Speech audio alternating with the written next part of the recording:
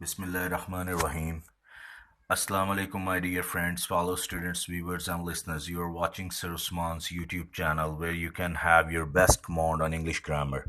Do subscribe this channel to get update from further videos and also do not forget to press bell icon button.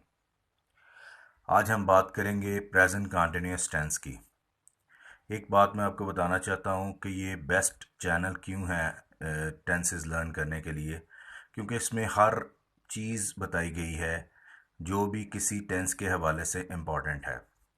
और दूसरी बात ये कि अगर आपको किसी भी टेंस के हवाले से कोई मसला है तो आप काइंडली कमेंट्स में लिखिएगा, आपका इंशाल्लाह जवाब दिया जाएगा और उस मसले को हल किया जाएगा। प्रेजेंट कंटिन्यूअस टेंस, इसकी डेफिनेशन ये होती है कि present continuous tense is also called progressive tense. It is the tense which is used to show that an ongoing action is happening now, either at the moment of speech or now in a larger sense. The present continuous tense can also be used to show that an action is going to take place in the near future. जो अभी हो रहा है उसको हम present continuous tense में ले जाएंगे। ये इसकी डेफिनेशन है। If you want to learn it you can learn. फ़ेल हाल जारी, इसका मतलब है ऐसे काम जो मौजूदा ज़माने में जारी रहें। उर्दू में इसकी पहचान होती है किसी भी उर्दू जुमले के आखिर में रहा है, रही है, रहे हैं के अल्फाज आएँ। मिसाल के तौर पर अगर फॉर्म ऑफ वर्ब जाना, खाना, उठना, बैठना, रोना, धोना, सोना, जागना, खेलना, कूदना नून अलिफ ना आए, वो नून अलिफ ना रहा है, रही है, रहे हैं में बदल जाए तो वो प्रेजेंट कंटिन्यूअस टेंस कहलाएगा। इसका इंट्रोडक्शन इन इंग्लिश ये है कि now, at the moment, at present, tomorrow, such words represent present continuous tense. ये वाले अल्फाज अगर अंग्रेज़ी जुमले में लिखे हों तो हमें पता चलेगा कि ये प्रेजेंट कंटिन्यूअस टेंस का जुमला है। सो इनको भी लर्न करना ज़रूरी है।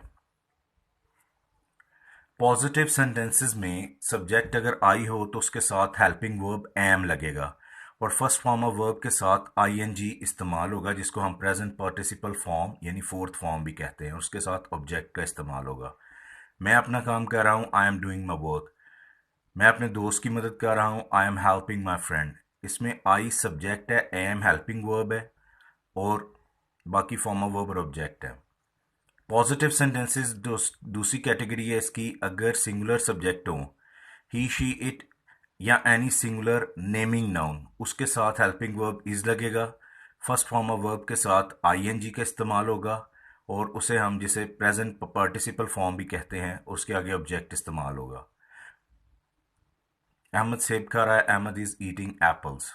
पॉजिटिव सेंटेंसेस की तीसरी कैटेगरी है प्लूरल सब्जेक्ट्स की, जिसमें they, you, we plural names या नाउन्स इस्तेमाल होते हैं। उसके साथ आर हेल्पिंग वर्ब लगेगा, फर्स्ट फॉर्म ऑफ वर्ब के साथ आईएनजी का इस्तेमाल होगा जिसे हम प्रेजेंट पार्टिसिपल फॉर्म कहते हैं और साथ ऑब्जेक्ट लगेगा।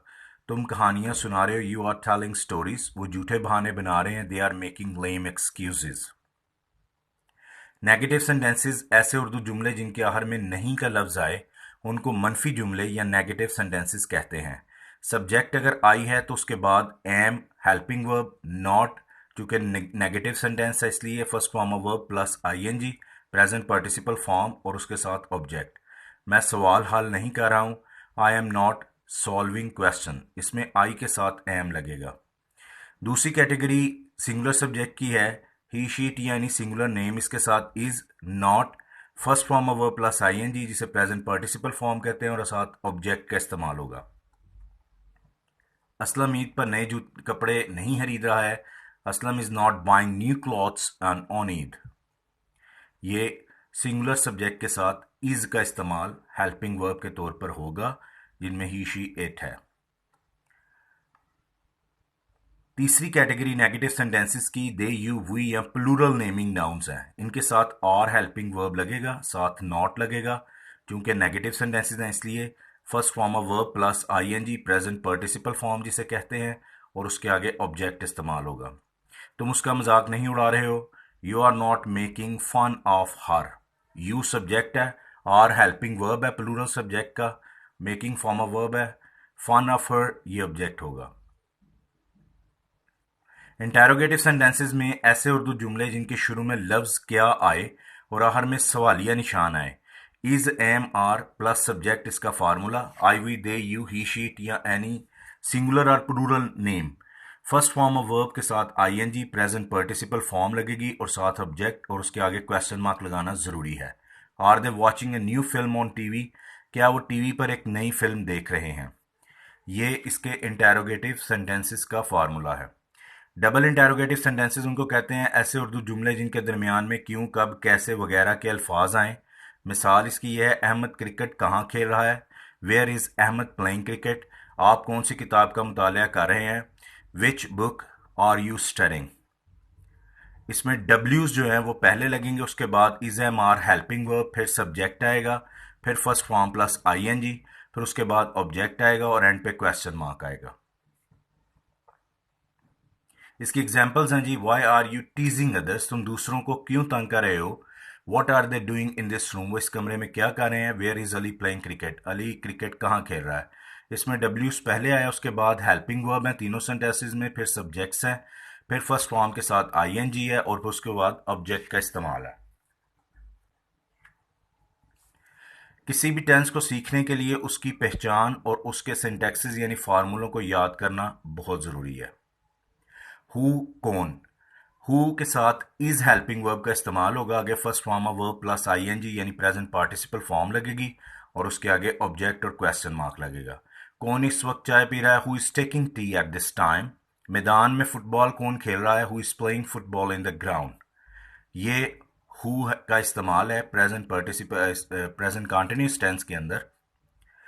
करेक्ट द वर्ब्स में नाउ, एक मैंने जो पहले पीछे बयान किया है कि now, at the moment, tomorrow, at present के अल्फाज। What you do now, end पे क्वेश्चन मार्क लगा, इसका मतलब है कि ये प्रेजेंट कंटिन्यूअस टेंस का जुमला है। What are you doing now, I doing my work now. This now is representing present continuous tense, so I am doing my work now. इसके बाद एट प्रेजेंट का लफ्ज है, she learn English at present. At present is showing that this tense sentence belongs to present continuous tense, so she is learning English at present. I write a letter at present. Write form of verb है, इसलिए उसको bracket में लिखा है, correct करके लिखे तो वो करेक्शन उसकी एट प्रेजेंट से हमें पता चलेगा कि ये प्रेजेंट कंटिन्यूस की है, तो I am writing a letter at present, ये उसकी करेक्शन होगी। इसी तरह एट द मोमेंट का भी इसी तरह ही है। थैंक यू, आपका बहुत शुक्रिया। आप मेरे चैनल को सब्सक्राइब करें और काइंडली इसको जितना ज़्यादा हो सकता है शेयर करें। और अगर आपको कोई इससे मुतल्लिका क्वेश्चन है तो आप जोन सा भी टेंस के मुतल्लिक आपको किसी चीज़ का क्वेश्चन है तो प्लीज़ उसमें कमेंट्स में लिखिएगा। इंशाल्लाह I will try to solve it.